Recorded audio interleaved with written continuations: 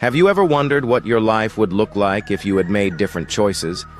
What if you had taken that job offer, married your college sweetheart, or never moved to that new city? Marcus Chen thought about these questions every day as he stared at his reflection in the bathroom mirror of his cramped studio apartment. At 35, he felt like a collection of missed opportunities and wrong turns. The programming job he hated, the relationship that ended because he was too afraid to commit. The novel he never finished writing. Everything changed the day he inherited his grandmother's Victorian house. The place had been empty for 3 years, filled with dust and memories. As Marcus cleaned out the master bedroom, he discovered something peculiar behind a heavy curtain. An ornate mirror, nearly 7 feet tall, with an elaborate silver frame carved with symbols he didn't recognize. The moment he pulled away the curtain, the mirror seemed to shimmer, not like normal glass catching light, but as if the surface itself was alive, rippling like water. Marcus stepped closer, expecting to see his usual reflection. Instead, he saw himself in a sleek office, wearing an expensive suit, shaking hands with executives. This other Marcus looked confident, successful, genuinely happy. He blinked hard and stumbled backward. When he looked again, his normal reflection stared back, confused and disheveled. Stress, he muttered to himself, just stress from the move. But curiosity gnawed at him. That evening, he stood before the mirror again, this time deliberately thinking about the job offer he had turned down 5 years ago. The surface shimmered, and suddenly he was watching himself in that alternate life. This other Marcus lived in a penthouse apartment. He was married to Sarah, the woman he had let slip away because he was too scared to propose. They had 2 children, a boy and a girl, who ran laughing through rooms filled with sunlight and expensive furniture. The vision lasted only minutes before fading back to his regular reflection. But Marcus was hooked. Night after night, he returned to the mirror. He watched alternate versions of himself living the lives he could have had. The successful entrepreneur, the published novelist, the devoted husband and father.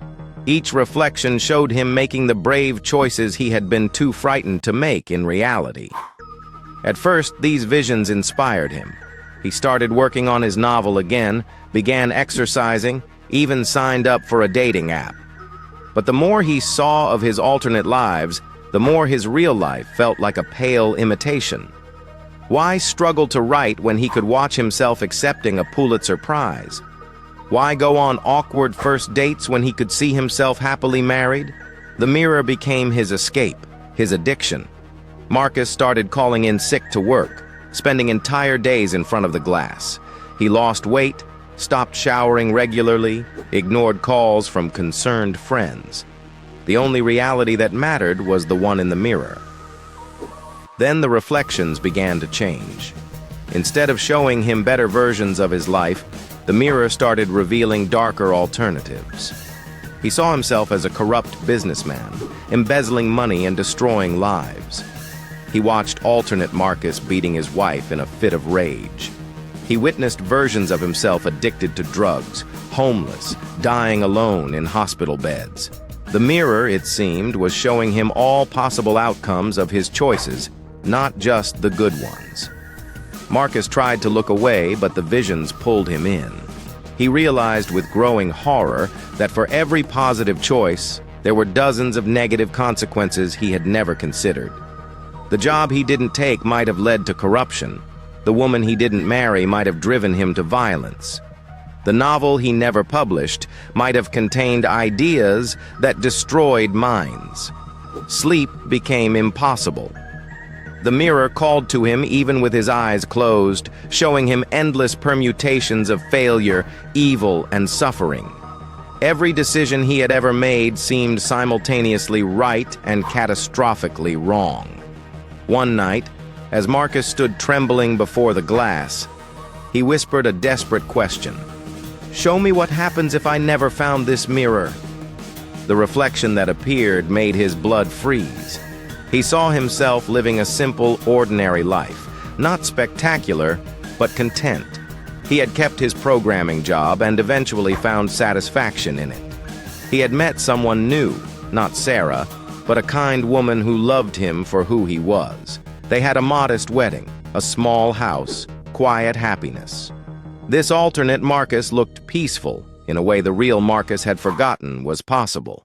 But as he watched, this other version of himself began to age rapidly. Years flashed by in seconds.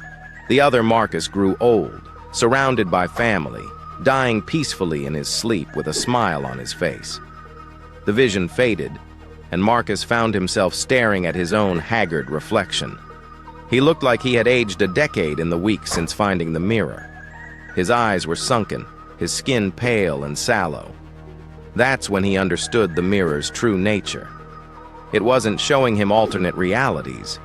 It was stealing his life, feeding on his dissatisfaction, his regret, his inability to accept the choices he had made. Every moment he spent watching other versions of himself was a moment stolen from actually living. Marcus grabbed a hammer from his toolbox and raised it toward the mirror, but as he prepared to strike, the glass showed him one final reflection. Himself, hammer raised, about to destroy the mirror. But in this vision, the moment the glass shattered, all the alternate versions of himself came pouring out, angry and hungry, demanding the life he had wasted watching them.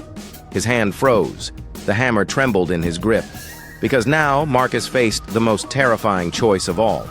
Destroy the mirror and face whatever consequences awaited, or continue living as a prisoner to infinite possibilities, slowly wasting away while watching the lives he could have lived.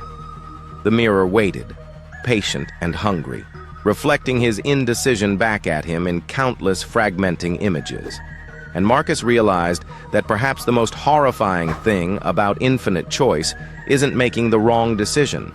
It's being too paralyzed by possibility to make any decision at all.